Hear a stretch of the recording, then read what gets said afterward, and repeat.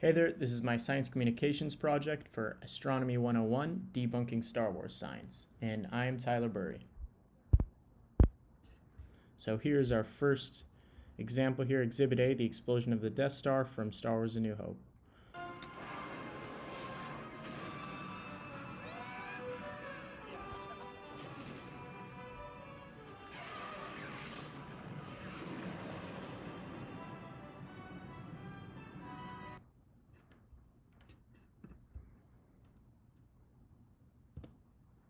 All right, so if an explosion would not actually be able to happen as such, as shown in the scene right there, because the gravitational traction of large bodies in space pulls the gas particles in the air toward the surface of these bodies, which leaves basically no gas particles in the air. And the Death Star, which definitely carries some sort of fuel, would likely be able to ignite and create a hot flash, but there would not be a fiery explosion as seen in the video, which is obviously just done for dramatic effect. And here's a good example from the movie Gravity of a better depiction of what a space explosion would look like.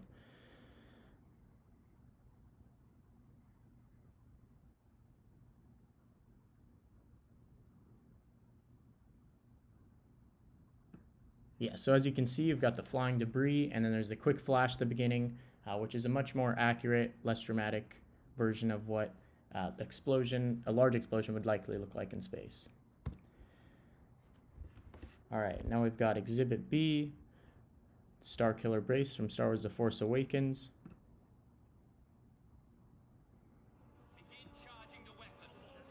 Yes, sir. Weapon charging.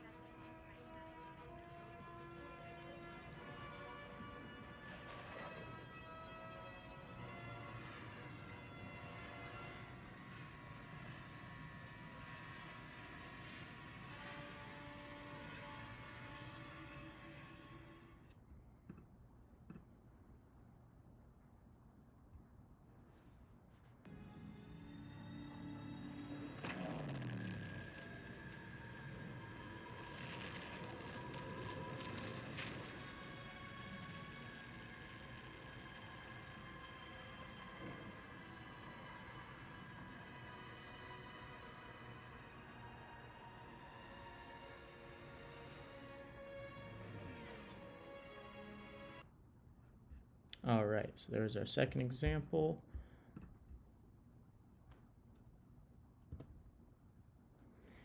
All right, so Star Killer Base, which, as you can see, gets its energy from a star, which so it harnesses its energy, which would actually be physically impossible. For example, our sun produces 3.8 times 1,026 joules per second, which is an unbelievable amount of energy. And so basically, Star Killer Base would be obliterated by the energy and heat of the star once the energy actually draws near.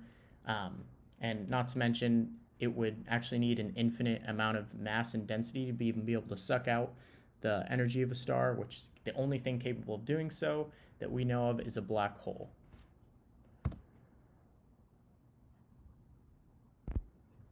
All right, and here we've got our last example, light speed travel. Traveling through hyperspace ain't like dust and crops, boy. Without precise calculations, we'd fly right through a star or bounce too close to a supernova and then it end your trip real quick, wouldn't it? What's that flashing? Hallucinated flicker shield. Don't trap yourselves in. I'm going to make the jump to light speed.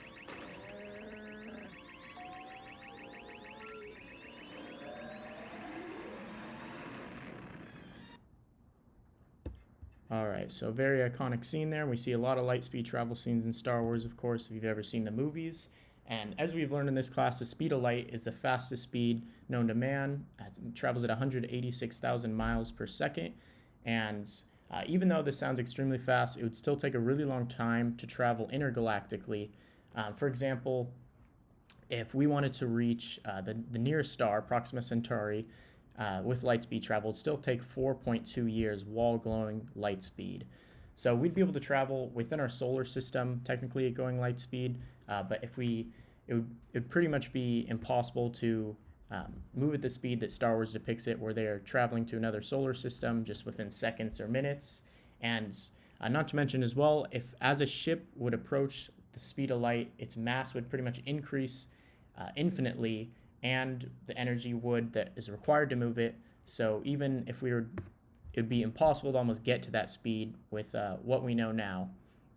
And if we were to get to that speed, it would not work quite as smoothly as Star Wars depicts it, even though it's cool. And thank you for listening. That is my presentation.